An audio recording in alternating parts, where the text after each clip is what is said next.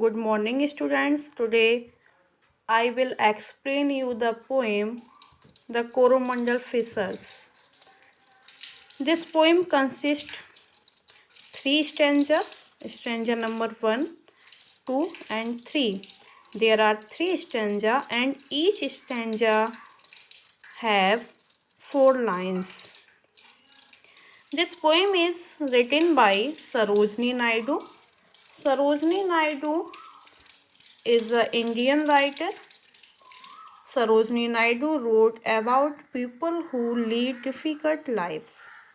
सरोजनी नायडू ने ऐसे लोगों के बारे में लिखा जो बहुत ही डिफ़िकल्ट लाइफ को जीते हैं, but who teach us important values in the way they overcome there hostile environment. लेकिन उनके जीवन से हमें सीखने के लिए वो वैल्यूज़ मिलती हैं जिन पर वो विजय हासिल करते हैं।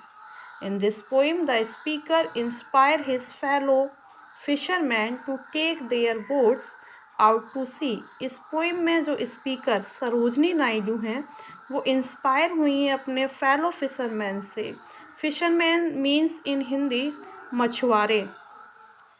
To take their boats out to sea leaving behind the comfort of land. Means जो फिशरमैन्स हैं वो सी पर आते हैं फिशेस को कैच करने के लिए और सारे एन्जॉय को पीछे छोड़ देते हैं। Let's start today's poem. Rise brothers rise, the weakening skies pray to the morning light. Here Sarojini Naidu addresses the fisherman to call brothers. Sarojini Naidu called fisherman brothers. Rise brothers rise, उठो भाइयों उठो। The wakening skies pray to the morning light. क्या हो चुकी है? सुबह हो चुकी है, चारों तरफ उजाला छा गया है।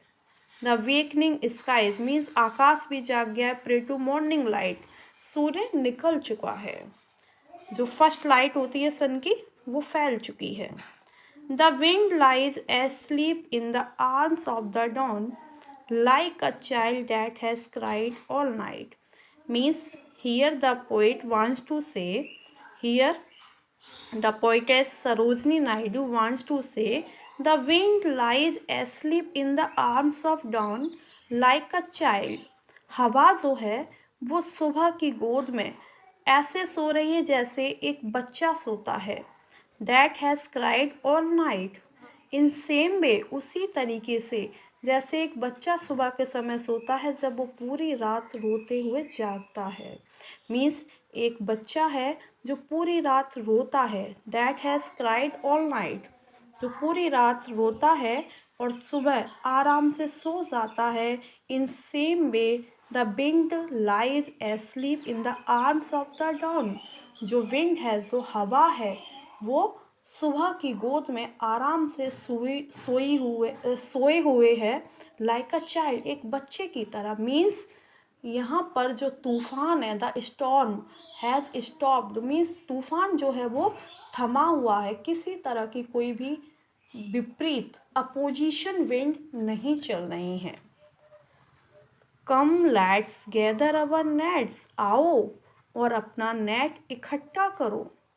From the shore and set our catamarans free. कहाँ पर? समुद्र के किनारे, शी शोर, and set our catamarans free. Catamarans are boats with two floating hulls and held together by a flat deck. Means बेटा जो समुद्र का किनारा होता है वहाँ पर एक पोल होता है जिससे बोट्स को बांध दिया जाता है। जब जो हमारी बोट्स होती हैं जब वो किनारे पर होती हैं तो उनको एक पोल से बांध देते हैं। उस जो पोल होता है जिससे उसको बांधा जाता है बोट्स को, उसको हम कैटामैन्स बोलते हैं। तो कैटामैन से फ्री कर देना है बोट्स को, क्योंकि अब बोट्स क्या करेंगी, शी शोर में अंदर जाएंगी। वहाँ रोकने के लिए, उसको स्टॉपेज देने के लिए बांधा जाता है, लेकिन अब बोट्स सी शोर में अंदर जाएंगी। तो catamarans meaning boats with 2 floating hulls held together by a flat deck. Now in the last line, Sarojini Naidu says to capture the leaping wealth of the tide means आपको जागना है, सी शोर पर आना है. रीज़न क्यों आना है? टू कैप्चर पकड़ने के लिए, the leaping wealth of the tide उस वेल्थ को, wealth means fish, wealth means here fishes, जो मछलियाँ हैं जो लहरों में छिपी हुई हैं, जो समुद्र में लहरें उठती हैं उसमें छिपी हुई हैं, जंप कर रही हैं. Leaping means here jumping.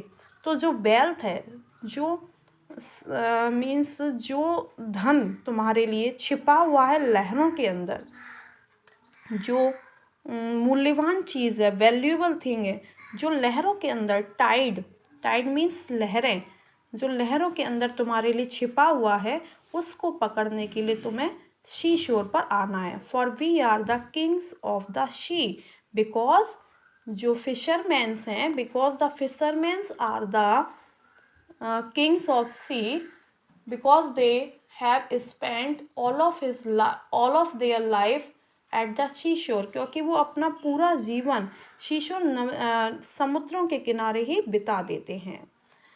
तो here in the first stanza Sarojini Naidu expresses her ideas to capture the fishes, to catch the fishes, and she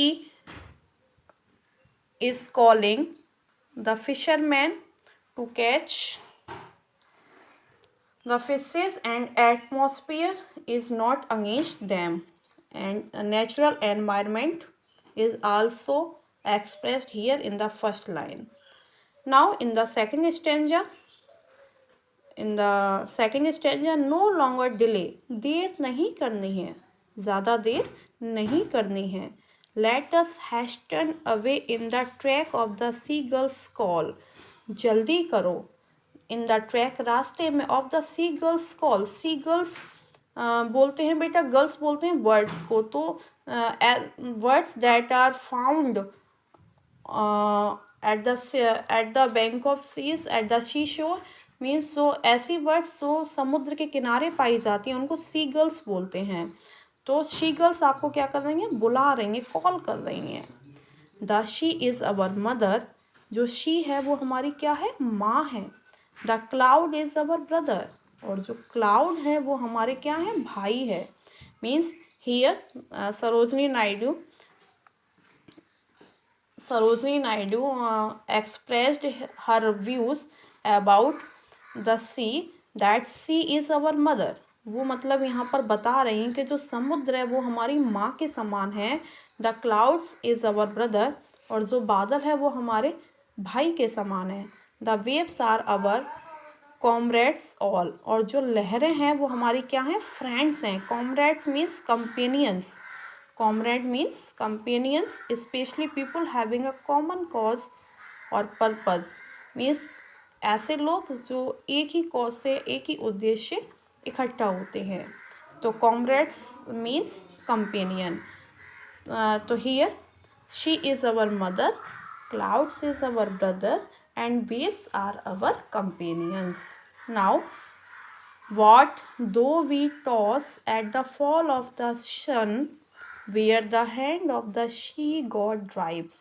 means यहाँ पर जो हमारी पोइटेस हैं, she wants to say that we have to catch the fishes before the sunset. हमें fish पकड़नी है क्या? शाम होने से पहले, मतलब सूर्य के छिपने से पहले ही हमें अपना काम पूरा कर लेना है. Where the hand of the she god drives, because जो शी गॉड है वो हमारे क्या कर रहे हैं? प्रोटेक्ट कर रहे हैं. The power, we can say that the power of sea god stops the storm. जो पावर है सी गॉड के पास, जो समुद्री देवता हैं, जो गॉड हैं, उन्होंने क्या किया हुआ है कि स्टॉर्म को रोक रखा है, तूफान को रोका हुआ है. तो अभी हमारे पास अवसर है, हमारे पास अपॉर्चुनिटी है, किसको? फिशेस को कलेक्ट करने की, गैदर करने की. Because God has stopped the storm, क्योंकि गॉड ने तूफान को रोका हुआ है। He who holds the storm by the hair, जिसने स्टॉर्म को उसके हेयर से पकड़ के रोका हुआ है। Will hide in the breast of our lives, जो हमारी ब्रीस्ट में छिपा हुआ है। किसकी ब्रीस्ट में छिपा हुआ है? फिशरमैन्स की। Now in the second stanza, Sarojini Naidu says that we have not delay, हमें देर नहीं करनी है, जल्दी करना है। और जो सी गर्ल्स हैं, सी वर्ड्स हैं, वो हमें बुला रही हैं कि हम जल्दी से समुद्र के किनारे आएँ और मछलियों को पकड़ें। Sea is our mother. In the stanza it is considered that sea is our mother. Stanza में ये कंसिडर किया गया है, यह माना गया है कि सी हमारी माता है। क्लाउड इज़ अवर ब्रदर, और जो क्लाउड है, बादल है, वो हमारे भाई के समान है। And waves are our comrades means companion. और वेव्स जो लहरें हैं, जो समुद्र में उठती हैं, तरंगें जो उठती हैं, वो हमारे साथी के समान है, फ्रेंड्स के समान है। और जो गॉड है, उसने कैप्चर किया हुआ है, होल्ड किया हुआ स्टॉर्म को बाय द हेयर। किससे? हेयर से। And we have to collect and we have to gather all fishes before the sunset. और हमें सारी मछलियों को, जो वैल्यूएबल थिंग्स हैं किसकी? समुद्र की, उनको हमें शाम होने से पहले, सनसेट होने से पहले पकड़ना है। In the last stanza of the poem, sweet is the sad of the coconut glad. Sweet is the sad of the coconut glad. Here in the picture you can see that at the seashore we can see the trees of coconut. तो यहाँ पर बेटा ये कहा गया है कि समुद्र के किनारे जो कोकोनट पेड़ हैं, जो ट्रीज़ हैं, उनकी छाया भी बहुत ही अच्छी है, आपको देखने के लिए मिलेगी। And the scent of the mango grove, और इसके साथ साथ जो मैंगो, आम के बाग हैं, ग्रोव मीन्स ऑर्चार्ड हैं, आम के जो ऑर्चार्ड है, आम के जो बाग हैं, उसकी खुशबू भी चारों तरफ फैली हुई है। मीन्स जब वो मछुआरे मछली पकड़ने के लिए आएंगे समुद्र के किनारे, तो उन्हें वहाँ पर नारियल के पेड़ों की छाया, मीठी छाया, बहुत ही अच्छी छाया, और मैंगो ऑर्चार्ड, आम के पेड़ों का जो बाग है, उसकी खुशबू चारों तरफ फैली हुई है, उसका आनंद भी उन्हें मिलेगा। Means they are very close to the nature, वे नेचर के बहुत ज़्यादा नज़दीक हैं। And sweet are the sands at the full of the moon with the sound of the voices we love. और वहाँ पर उसको जो फिशरमैन्स हैं, उन्हें बालू, and sweet are the sands at the full on the moon. Sands मतलब जो बालू है, वो अभी ठंडी है, क्योंकि रात भर वहाँ जो चंद्रमा, रात में जो मूनलाइट होती है, तो उससे जो बालू हो गई है, वो क्या हो गई? ठंडी हो गई है, तो उसकी ठंडक भी उन्हें मिलेगी। With the sound of the voices we love, जो साउंड, ऐसी जो आवाज़ें हैं, ऐसी जो साउंड्स हैं, जो मून लाइट में हमें सुनने को मिलती हैं, और जिससे हमारी जो सैंड है, बालू है, वो ठंडी हो गई है, वहाँ गर्माहट नहीं है, तो उससे जो फिशरमैन है, वो आसानी से मछलियों को पकड़ सकते हैं। बट स्वीटर ओ ब्रदर्स, लेकिन हे भाइयों, द किस of the spray, spray means here, spray means the fine droplets caused by water hitting a hard surface. Spray means the fine droplets caused by water hitting a hard surface, and the dance of the wild foam's glee. Here the poetess said कि all environment of nature in favor of the fisherman, and the hidden valuable wealth is caught by the fisherman in the morning light. Row brothers, row to the edge of the verge means, row means बेटा नाव को चलाने के लिए है, कि ले जाइए अपने, हे भाइयों, अपनी नाव को ले जाइए कहाँ पर? Verge means a piece of grass at the edge of something means समुद्र के किनारे से अंदर, समुद्र के अंदर ले जाइए, तैरा ले जाइए अपनी नाव को।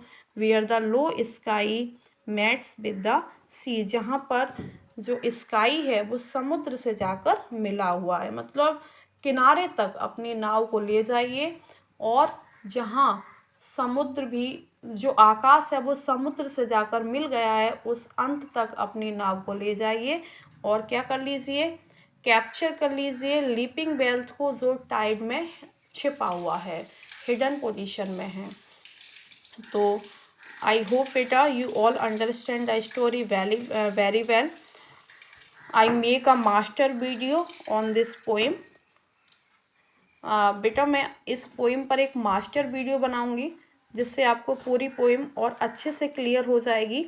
This is the explanation of this poem, and I hope you all understand about the meaning of the each line and every stanza. So that is all for today. In the last, I want to tell you, Sarojini Naidu wrote about the people who lead difficult lives. Means मैं last में आपसे कहना चाहूँगी कि जो सरोजनी नायडू हैं, उन्होंने बहुत सारी पोएम्स लिखी हैं, और मोस्टली पोएम्स में उन्होंने उन लोगों के लिए लिखा है जो बहुत ही हार्ड डिफ़िकल्ट जीवन को व्यतीत करते थे। फिशरमैन, जो मछुआरे हैं, वो भी बहुत ही डिफ़िकल्ट जीवन को व्यतीत करते हैं, बहुत ही डिफ़िकल्टीज़ को फेस करते हैं। पूरा time they have spend their life at the sea shore, वो अपना मोस्टली जो टाइम है वो समुद्र के किनारे ही व्यतीत कर देते हैं, मछलियाँ पकड़ते हैं, मार्केट में उनको सेल करते हैं, और उससे जो पैसा मिलता है उस अर्निंग से अपना जीविका को चलाते हैं। तो they also lead a difficult life. Sarojini Naidu wrote many poems like the Bengal Sailors, Palanquin Bearers, The Market in Hyderabad. As there are many poems, The Golden Threshold, The Word of Time, and Feather of the Dawn. So all poems leads the people who face many difficulties in their life, but these poems teach us important values of the life. लेकिन उनकी जो poems हैं वो हमें जो importance है हमारी life के वो सिखा जाती हैं। सो बेटा thank you for today and meet in next video with master video of this poem, and I hope you all are studying well at your home. Thank you.